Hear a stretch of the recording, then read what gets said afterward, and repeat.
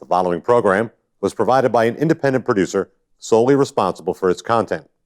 The opinions expressed do not necessarily represent the views of this station, its staff, board of directors, or underwriters.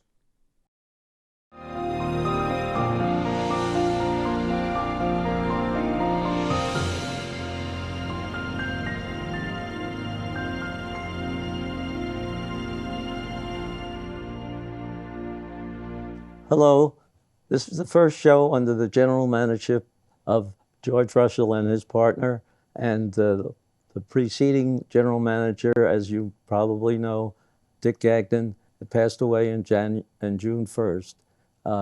Dick had been doing this for about 12 years, and now we're going to continue the People's View under the new general managership, and you'll be seeing some new effects and new types of discussions and other types of entertainment. But today we're going to have Fred Teeboom, a political activist here in Nashua, and he's going to give us a little talk about what's happening with the budget for the city of Nashua. Fred, how do you want to start this off? You've been doing this for quite a while. Well, the budget I'm pretty familiar with. If anybody wants to know what the budget looks like, where do my pointers? This is the budget.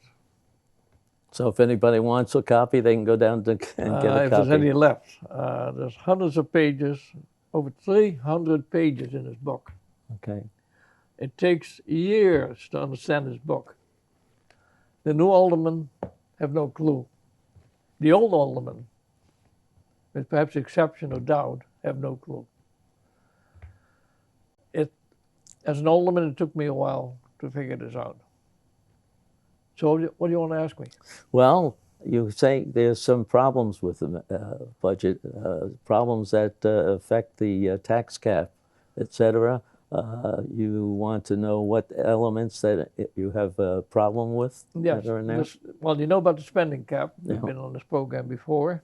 And you've had to fight for that before, all the way through the courts. 1993, citizens were upset pretty much by the same situation we have now, which is a revaluation of the city and a shift where the residential value in the city goes up and the commercial goes down. So and it's like about 65-35, so now it's going to be about 68-34, thereabouts.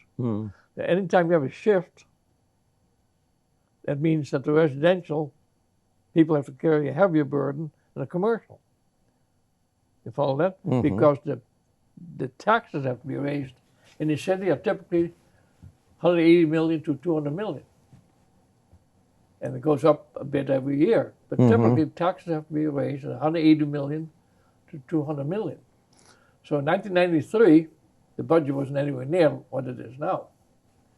And the city had to raise a lot less money. But, the cost of living was, the salaries were lower. So there was a revolt.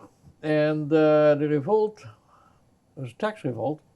And I came up with this idea of putting a cap on spending. Figuring if you put a cap on spending, cap on this budget, Right. you can put a cap on taxes. And that passed through a citizen referendum. These things don't pass through a legislative body. That's just too much. Today's politics is just too much special interest. Okay. So, a lot of union, a lot of police union involvement, a lot of fire union, a lot of public works union, a lot of people in charitable organizations, throughout all of the United States government. So these things which limit spending or limit taxes get a lot of opposition. There are people that love to spend money, other people's money, taxpayers' money, fee payers' money. So it takes citizens to get irate, go in the street, and pass what you call a citizen referendum, and we passed that successfully, 1993? How many years ago was that? 30 years ago, just about. And it's gone along pretty well, off and on. We had a problem A few 4 years years ago. ago. Yeah. I took the city to court. Mm-hmm. I lost that case. Mm-hmm. took the city to the Supreme Court. I lost that case by a very rare decision of 2-3. Pretty narrow decision. There's 5 justices on the Nashua Supreme Court. And it was on a technicality, which I can't go into in this show. I mean, I need a whole show of my own just to go into technicality. No, it was kind of strange to see. It was a very strange decision. But Kevin Avart, who has a show here, came up with the idea of fixing the state law. And we made a small technical fix in the law. It passed. Were you in the legislature? Are you in the legislature now? No, at the time. But you know what it takes. Pass the House, all 400 members, right? Pass the Senate, all 24 members. Yeah. Governor signs it. It's law. Small change. Spending cap is back. Yeah. Except it's not back. Because we have Mayor Donchis. There's 3 individuals I'm going to name in the city that I think are a serious problem. Mayor Donchis, City Attorney Steve Bolton, and CFO, Chief Financial Officer John Griffin. Oh, I see. And they conspired to figure out a way around the spending cap. Can you briefly describe that, or is it too difficult to really? Well, the spending cap is a calculation. Yes. It simply says this. I got this budget this year. Yeah. I got a budget last year. Yeah. I compared the 2 budgets. Right. And I'm allowed to have the new budget go up by a cost of living index relative to the older budget. That's the cap. So it's and it's sort of straightforward. And the alderman allowed to override that cap Right. with 10 aldermen out of the 15 to a two-thirds vote. It's pretty straightforward. Right. It worked very well the first 20 years because everybody understood it. But you know, Carl, there's a problem. What? People move, people die off. And now they don't understand it. And the new generation, I have to say it, okay, I'm the old generation. I'm the old generation. But they don't understand it. And they don't want to understand it. People today Want it are easy. so polarized now. Yeah, right. They pretty much believe what other people tell them. I mean, look at the whole Trump situation. People believe what they're told and they march. Right. To understand a budget like this, like I said, it takes years to understand it, but to understand the basic fundamental doesn't take that much. So when these 3 characters that I mentioned found out a way to get around it, nobody really stood up and objected, other than me. And Laura Ortolano and 1 or 2 other people. But we didn't have 300-400 people being upset about the fact that they grossly misrepresented the budget, the spending cap in the budget. So they fudged some numbers. Which ones were Oh, they? that budget, instead of being... So this budget, if you calculate it out, Yeah. with a simple calculation, little spreadsheet, like they have here, don't take much, No. it's $6.1 million above the cap. Okay. So it takes 10 aldermen to take a vote. Now, these aldermen today, I think they got 11 votes. Yeah. So I don't know why Mayor Donchis felt the need to twist and distort the calculation. Because they had to vote, you can override. He thought he had 11 straight But he votes. did it anyway. And what he did is he counted he put all kinds of junk into the budget. All kinds of junk into last year's budget. He put grants in. This budget basically consists of 3 parts. What you call general fund, what you call the enterprise funds, which are basically our wastewater and our sewer, and special revenue funds, which are very targeted funds with specialized sources for specialized purpose, like what funds this studio. It's a specialized fund.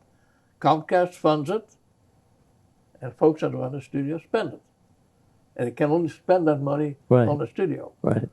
Special revenue funds used to be, I don't know, 2 million, 3 million out of a $100 million budget, 2%. Now the special revenue funds are into the tens of millions. They put grants, $77 million worth of grants last year into special revenue. Are grants always kept separate? Or No, what? grants have never been part of a budget because the budget deals with what the I aldermen see. recommend.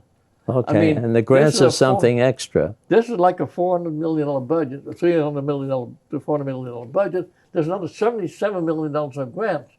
You don't count as an annual budget because you never know what you're going to get from grants during the year. So they've never been part of the budget.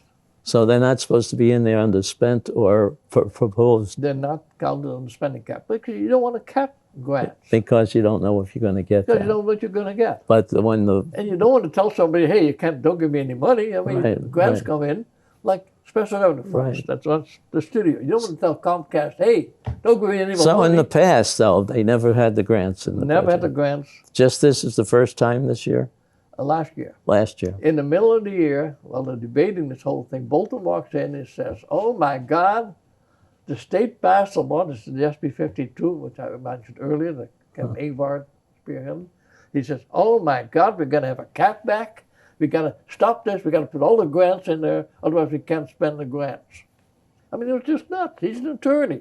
And everyone is alderman said, okay, okay, okay. So nobody questioned it. Nobody questioned, Okay.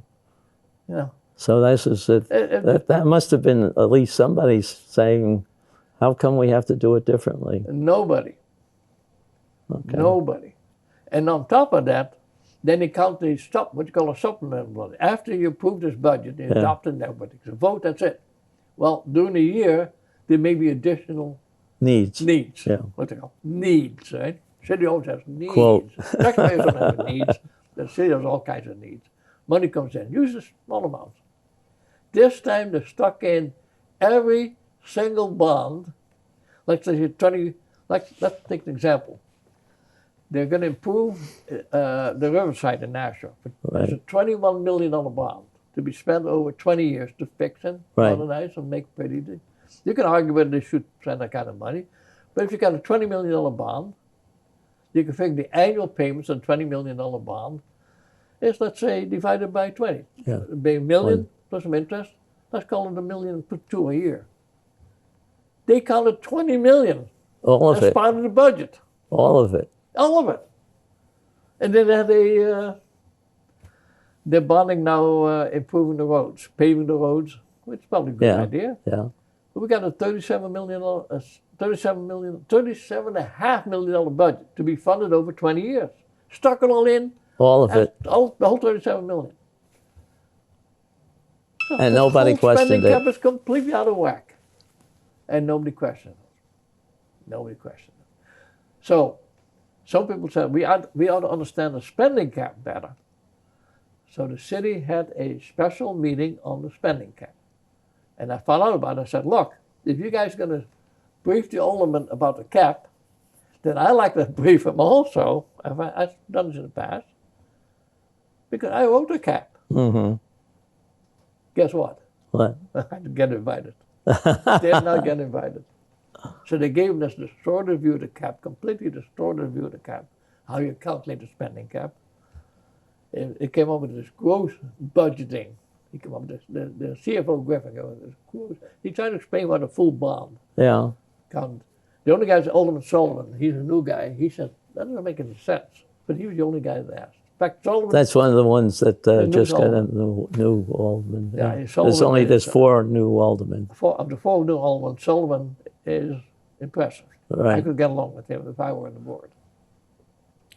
Like a David Dean, Yeah. like a Dick Flynn. I don't know if you remember Dick Flynn, very sharp guy. But the rest of them, they're just, they're too busy, making comments about the great things they do, but they're not really doubt what I might So know. what's the next step now? Well, the next step is I'm going to sue the city. Okay. I'm glad you asked me that question. Because I looked this up. First of all, we're going to do a writ of mandamus. Right. The writ of mandamus, not the first time I've done it, that says the government is doing something wrong. That gets the court's attention. If they accept the writ of mandamus, the judge that accepts this, you go on top of the calendar. You go ahead of the felonies, ahead of the sex really? offenders. You go ahead of That's domestic interesting now. abuse, you go, well, the government does something wrong. Yeah, yeah. You got to stop the wrong. Stop it, government. right. And you got to do typically a 2-hour hearing. Last time I did a writ of mandamus, Yeah. Judge Temple said, well, it's too complicated.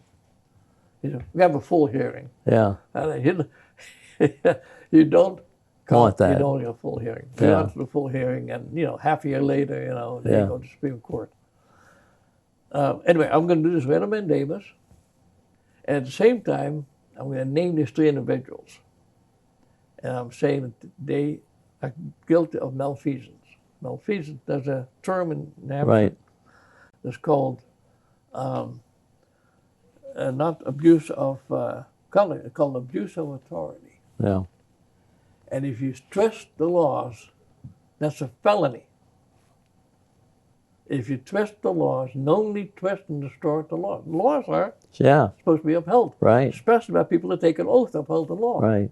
I claim, Mayor Donchis, CFO Griffin, and City Attorney Bolton conspired to twist them around the spending cap and twist the law, twist the budget. And that's based on the fact that they put the whole amount of the all bonds. the grants in, put And the not- full amount of bonds in.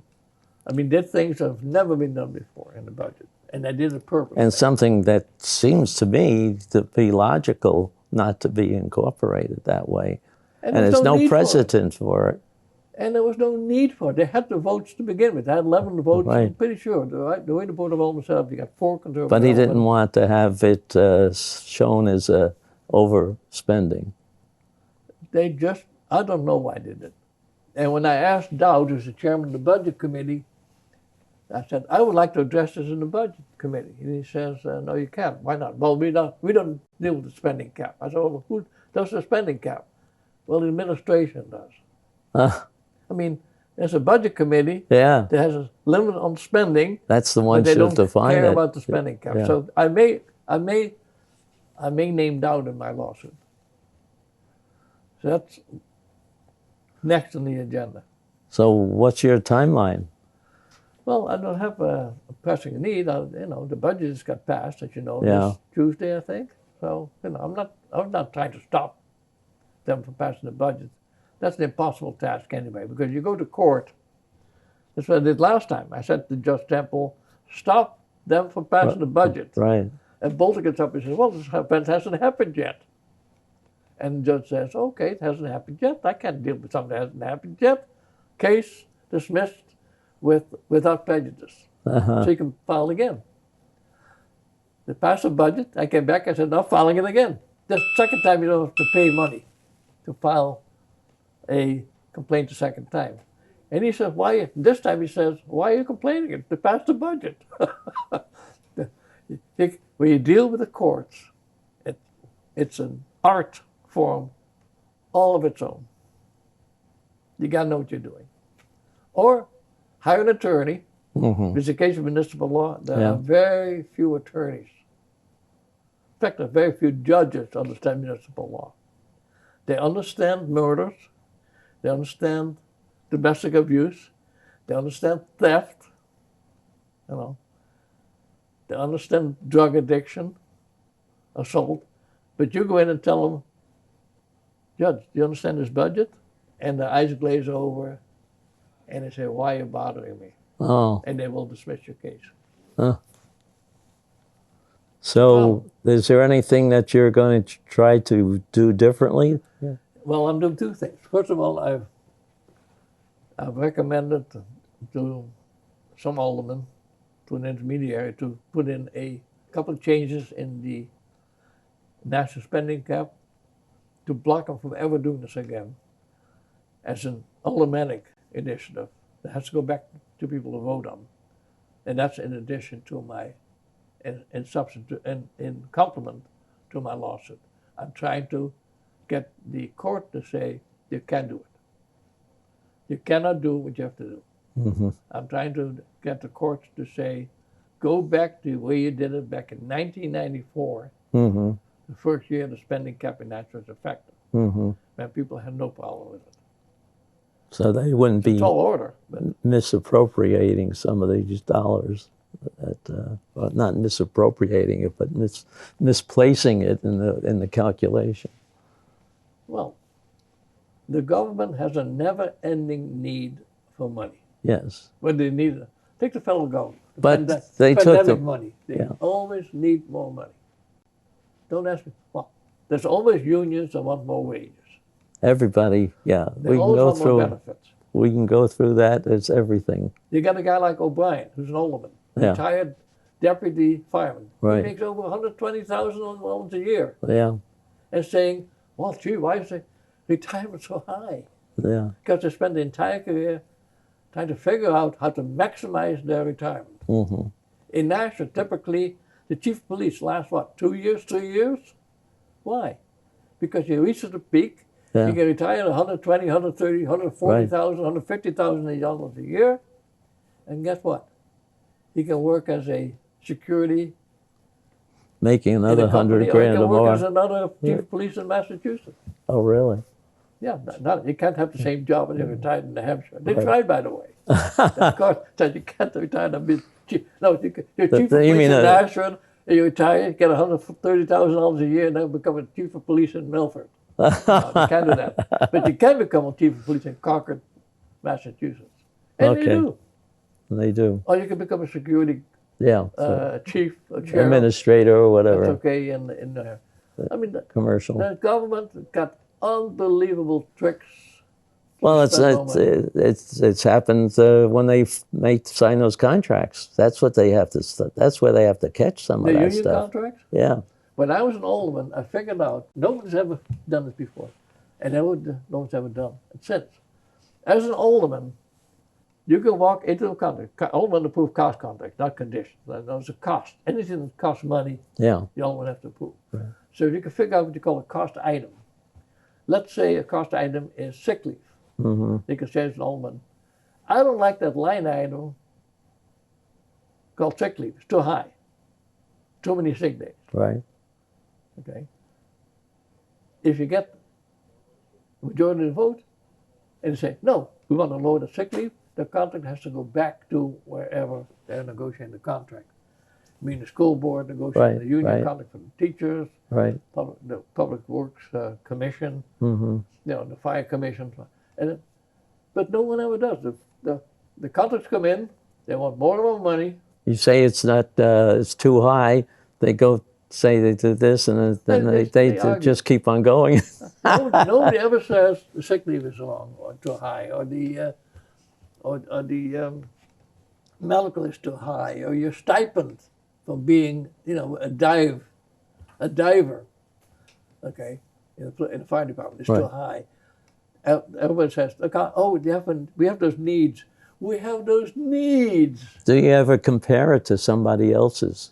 Do they have? Is there No. anybody looking at these contracts and comparing them? Nobody ever does. I once had a guy who had a heart attack. I said to the fireman, what happened to coal firemen? Yeah. What happened to he said, oh, coal fireman, guy. I thought he was going to have a heart attack. These coal firemen, we are highly trained. Kind of these coal firemen, they're not trained. They're part-timers. Oh. Well, what's it take to what does it take to turn on the fire hose? Yeah. I can admit, going to a burning building, you gotta know what you're doing. Yeah. But not every fireman walks into a burning building. A lot of them stand behind on the radio, talking, Yeah. turning on the fire hydrants, walking up a ladder. Yeah. Very few go inside the buildings. So yeah, same for the police. so some of these negotiations really aren't negotiations that clearly have control by the alderman. Aldermen don't negotiate anything. The contract is negotiated by what you call a governing board in Nashua. In Nashua, we have a governing board. Governing boards are the police commission is the governing board of the police department. The fire commission is the governing board of the fire department. Is it just one person, or is it a group of? The effective fireman, Right. it's an elected body. Right. In police, it should have been an elected body, but now it's an appointed body. As you know, they just had a referendum, and the police are successful to get people not to vote the commissioners. They're appointed by the governor. Right. So you know what happens there. Right. Political, political influence. But these are governing bodies. So when it comes to the alderman, you get a contract. So teacher's contract is typically, I'd say for a 3-year contract, typically like $300 million. $300 million contract. I remember when I voted on the college, $300 million. I said, I've never voted on I've never voted on a $10 million contract. You got these women up there, Yeah. some of the women, some of the guys, their job is, being what's their job? Flipping hamburgers, right? Anybody can be an alderman to get elected. And they're sitting on the chair, and they're going to vote in a $300 million contract. Now, you're a legislator. You know the feeling.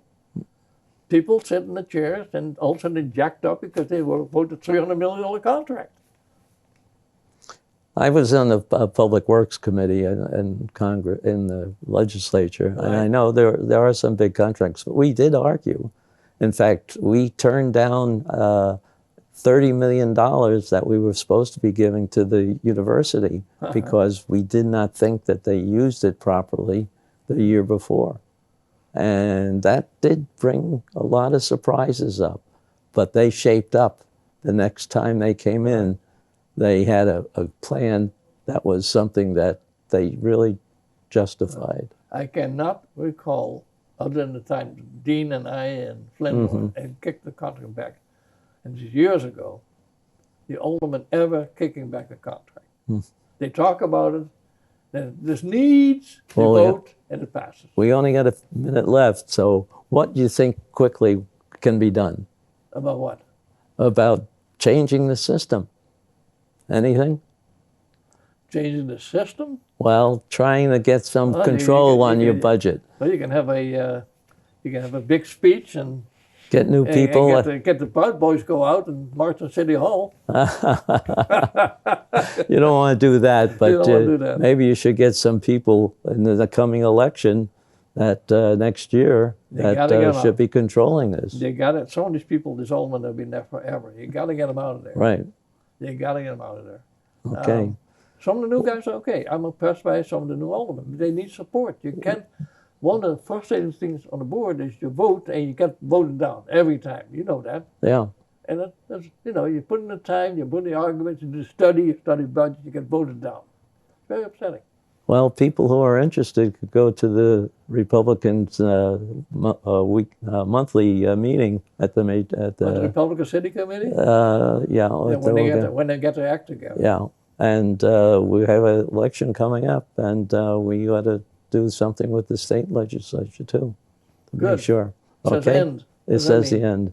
What's end mean? It means we're over. Thank Thank you for Fred. having me. Thank you. Been a pleasure. The preceding program was provided by an independent producer solely responsible for its content. The opinions expressed do not necessarily represent the views of this station, its staff, board of directors, or underwriters.